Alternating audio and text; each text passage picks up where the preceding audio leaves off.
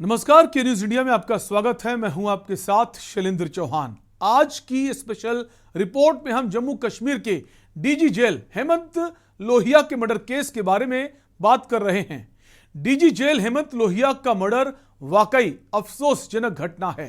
घाटी में यह मर्डर उस वक्त हुआ जब गृह मंत्री अमित शाह राज्य के दौरे पर हैं। इधर ऐसा दावा किया जा रहा है कि जम्मू कश्मीर के हालात लगातार सुधर रहे हैं। धारा 370 हटने के बाद से घाटी की फिजा अमन चैन में तब्दील हो रही है, लेकिन इतने बड़े अधिकारी की हत्या से नहीं लगता कि वहां खौफनाक अपराध करने में अराजक तत्वों को किसी भी तरह की हिचक है। तो चलिए इस पूरे मर्डर केस के बारे में विस्तार से जानते हैं। देश भर में यह खबर सनसनीखेज खबर के तौर पर लोगों को कुछ सोचने पर मजबूर कर रही है। यही कि जम्मू कश्मीर के डीजी जेल हेमंत लोहिया की हत्या कर दी गई है और हत्या के एंगल अभी क्लियर नहीं हैं। दरअसल इस हत्या के मामले में एक के बाद एक खुलासे हो रहे हैं। अब तक की जांच में यह सामने आया है कि हत्या के बाद डीजी जेल लोहिया का शव जलाने की कोशिश की गई। उधर हत्या के करीब 10 घंटे बाद आतंकी संगठन द रेजिस्टेंस फ्रंट यानी टीआरएफ ने सोशल मीडिया के जरिए इसकी जिम्मेदारी भी ली है। तो वहीं जम्मू कश्मीर पुलिस का दावा है कि उनकी हत्या नौकर यासिर अहमद ने की है, जो पुलिस की गिरफ्त में है। वहीं केंद्रीय गृह मंत्री अमित शाह 3 दिन के जम्मू कश्मीर दौरे पर हैं। इसके बावजूद डीजी जेल का मर्डर हो जाता है। कहीं ना कहीं इससे कानून व्यवस्था को लेकर गंभीर सवाल खड़े हो रहे हैं। गृह मंत्री अमित शाह जनता को सुरक्षा का भरोसा दिलाते हैं, हालांकि भरोसा कहीं हद तक विश्वास में बदल भी रहा है। शाह ने राजौरी में एक रैली को संबोधित किया।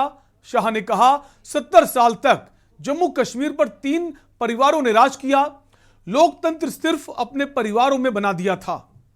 3 परिवारों ने लोकतंत्र और जमहूरियत का मतलब सिर्फ पीढ़ियों तक शासन करना बना दिया था। पहले जो हक 3 परिवारों के पास था, आज वो अधिकार 30,000 लोगों को मिला है। रैली में मोदी मोदी के नारे उन लोगों के लिए जवाब हैं जो कहते थे कि अनुच्छेद 370 हटेगा तो आग लग जाएगी और खून की नदियां बह जाएंगी। अगर अनुच्छेद 370 और 35 से नहीं हटता तो जम्मू कश्मीर में ट्रैवल रिजर्वेशन नहीं मिलता।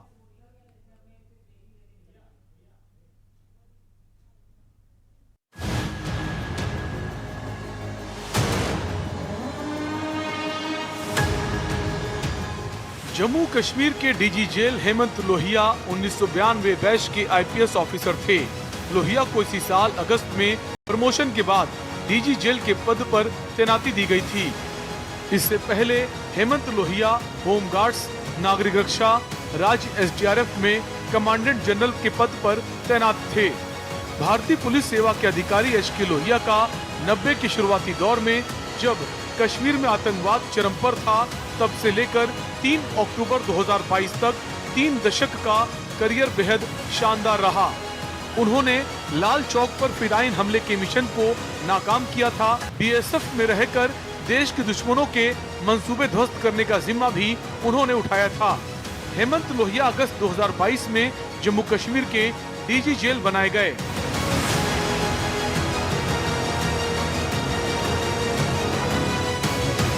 डीजी जेल हेमंत लोहिया की हत्या का आरोपी नौकर यासिर जम्मू के ही रामबन का रहने वाला है।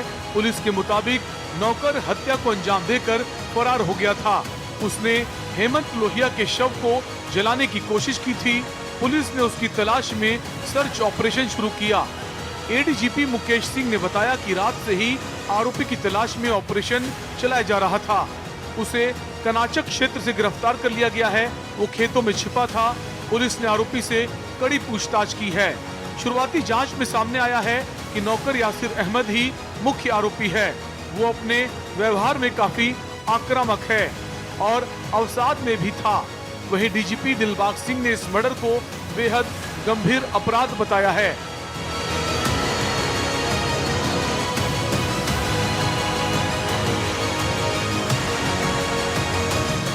वहीं आतंकी संगठन पीएएफएफ ने इस मामले की जिम्मेदारी ली है।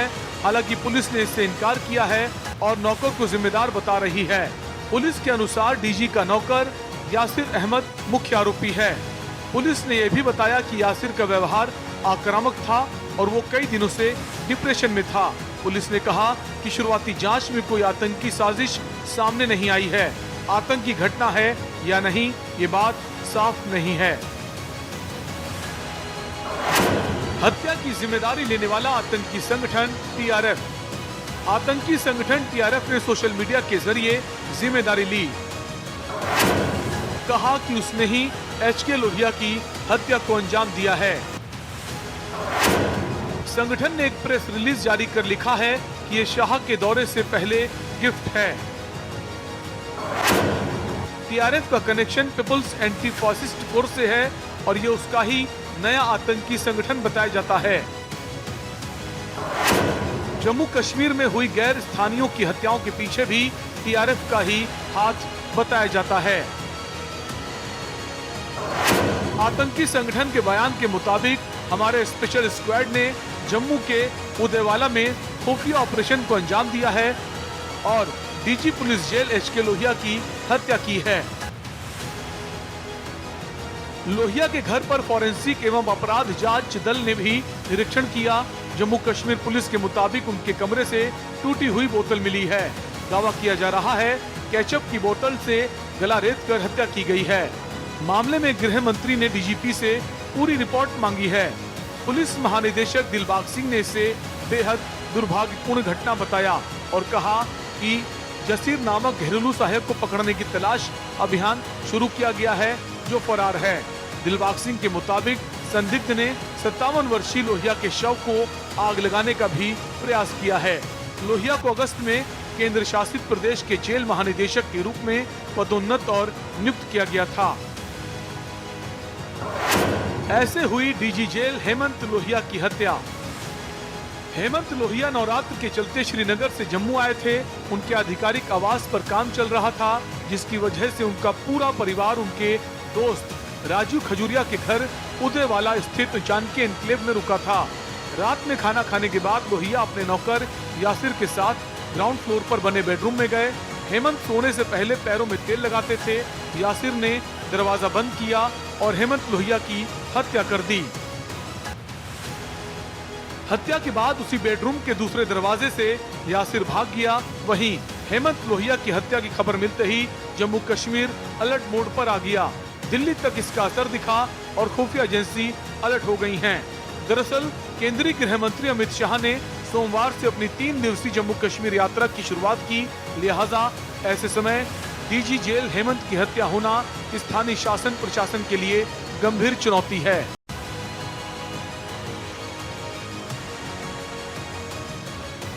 पुलिस को यासिर की एक डायरी मिली है। इसमें इस बात के सबूत मिल रहे हैं कि वो डिप्रेशन में था। एक जगह उसने लिखा है कि उसकी जिंदगी में प्यार 0%, तनाव 90%, दुख 100% और फेक स्माइल 100% है। डिप्रेशन की वजह से वो मौत के बारे में सोचता रहता था। डायरी में यासिर ने क्या क्या लिखा? उसकी डायरी में नोट्स लिखे हैं। ये एक साथ नहीं हैं, अलग अलग पन्नों पर लिखे गए हैं। प्यारी मौत, मेरी जिंदगी में आ जाओ, मुझे माफ कर देना, मेरा दिन खराब है, हफ्ता महीना साल जिंदगी सब खराब है। डायरी में एक हिंदी सॉन्ग भी है, इसका टाइटल है भुला देना मुझे। दूसरे पन्ने पर शॉर्ट नोट्स है। इनमें लिखा है मुझे अपनी जिंदगी से नफरत है, मेरी जिंदगी में सिर्फ मातम है। एक पन्ने पर फोन की बैटरी बनाई गई है। इस पर लिखा है माई लाइफ 1%, मेरी जिंदगी में प्यार 0%, तनाव 90%, दुख 100% और फेक स्माइल 100% है। मैं जैसी लाइफ जी रहा हूं मुझे उससे कोई प्रॉब्लम नहीं है। प्रॉब्लम इस बात से है कि आगे हमारा क्या होगा। जम्मू कश्मीर के डीजी जेल हेमंत लोहिया की हत्या की इस घटना को लेकर अभी तक 2 एंगल सामने आए हैं। पहला टेररिस्ट अटैक का और दूसरा मुख्य आरोपी और नौकर यासिर की मानसिक स्थिति और व्यवहार का। इस घटना में फिलहाल हत्या का शक नौकर यासिर पर है। बहरहाल इस मर्डर की पूरी तस्वीर साफ होने में अभी वक्त लग सकता है।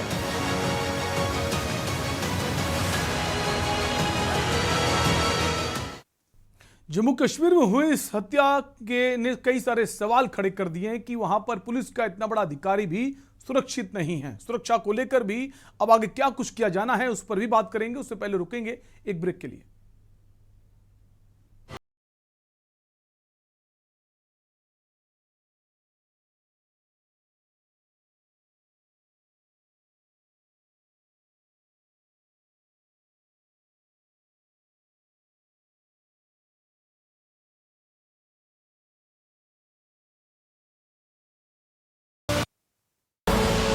आप देख रहे हैं के न्यूज, खबरों का सारथी। गोल्डी हिंग का तड़का लगे तो सभी दबा के खाते हैं। गोल्डी हिंग कण कण में जान। करें अपने जीवन को कृतार्थ, सुने श्रीमद् भागवत कथा रोज प्रातः 6 बजे मेरे साथ सिर्फ के न्यूज इंडिया।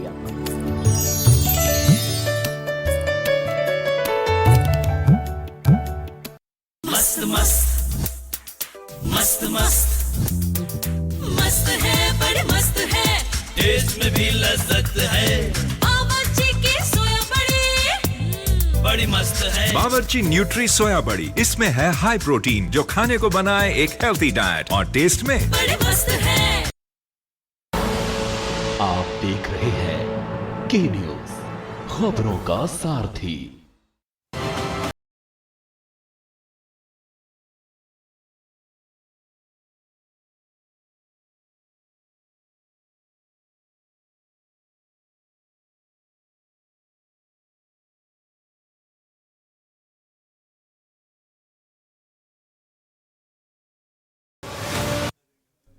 ब्रेक के बाद एक बार फिर आपका स्वागत है। जम्मू कश्मीर पुलिस के इतने बड़े अफसर के घर में हत्या ने पूरे देश को हिलाकर रख दिया है।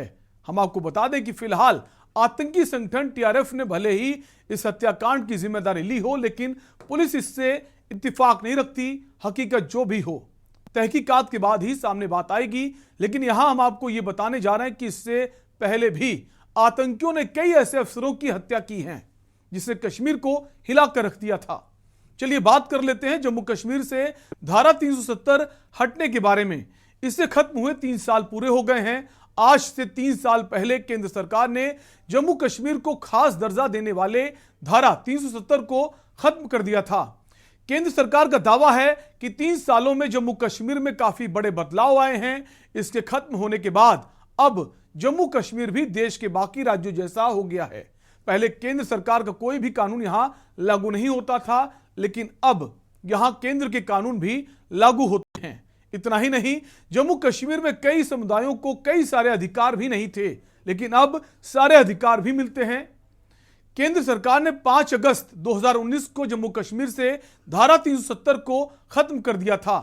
इसके साथ ही जम्मू कश्मीर और लद्दाख को भी बांट दिया था। अब दोनों ही केंद्र शासित प्रदेश हैं। जम्मू कश्मीर में विधानसभा है, जबकि लद्दाख में विधानसभा नहीं है। हालांकि सरकार का कहना है कि सही समय आने पर जम्मू कश्मीर को पूर्ण राज्य का दर्जा भी दे दिया जाएगा। धारा 370 हटने के 3 साल पूरे होने पर यह जानना भी जरूरी है कि जम्मू कश्मीर में क्या क्या बड़े बदलाव हुए हैं। वहां नौकरियों से लेकर निवेश कारोबार कितना ज्यादा बढ़ा है, लोगों को अब कौन कौन से अधिकार मिल गए हैं। इसके साथ ही आतंकी घटनाओं में कमी आई है या बढ़ोतरी हुई है।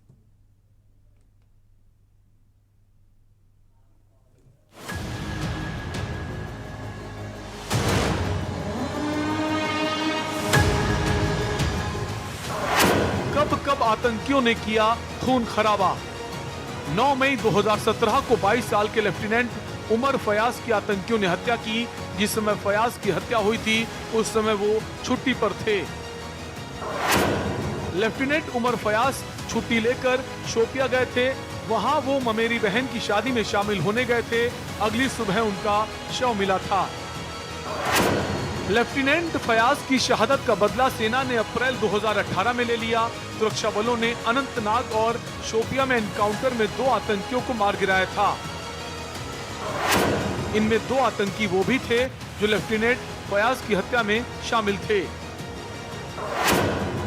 22 जून 2017 को जम्मू कश्मीर पुलिस के डीएसपी मोहम्मद अयूब पंडित की हत्या की गई। वो श्रीनगर की जामिया मस्जिद के बाहर तैनात थे। जिस दिन अयूब पंडित की हत्या हुई थी उस दिन शब-ए कद्र की रात थी। 14 जून 2018 को पत्रकार शुजात बुखारी की हत्या कर दी गई थी। मोटरसाइकिल सवार 3 आतंकियों ने उन पर तब हमला किया था जब वो अपने ऑफिस से बाहर निकल रहे थे। लश्कर-ए-तैयबा के आतंकियों ने शुजात बुखारी की हत्या की थी। 12 मई 2022 को आतंकियों ने राहुल भट्ट की हत्या कर दी थी। राहुल भट्ट कश्मीरी पंडित थे। आतंकियों ने उन्हें दफ्तर में घुसकर गोली मारी थी। 25 जनवरी 1990 को श्रीनगर एयरबेस जाते समय इस आतंकी हमले में वायुसेना के 4 अफसरों की मौत हो गई थी। इसमें स्क्वाड्रन लीडर रवि खन्ना भी शामिल थे।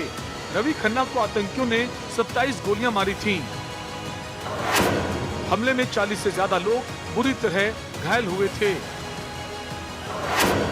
इस हमले का आरोपी जम्मू कश्मीर लिबरेशन फ्रंट के मुखिया यासीन मलिक पर है। मलिक के अलावा अली मोहम्मद मीर, मंजूर अहमद सोफी उर्फ मुस्तफा, जावेद अहमद मीर उर्फ नलका, शौकत अहमद बख्शी, जावेद अहमद जरगर और नाना जी भी आरोपी है। फिलहाल आज की हमारी इस खास रिपोर्ट में इतना ही। हम फिर हाजिर होंगे किसी दूसरे मसले को लेकर। तब तक के लिए दीजिए इजाजत। देखते रहिए के न्यूज़ इंडिया। नमस्कार।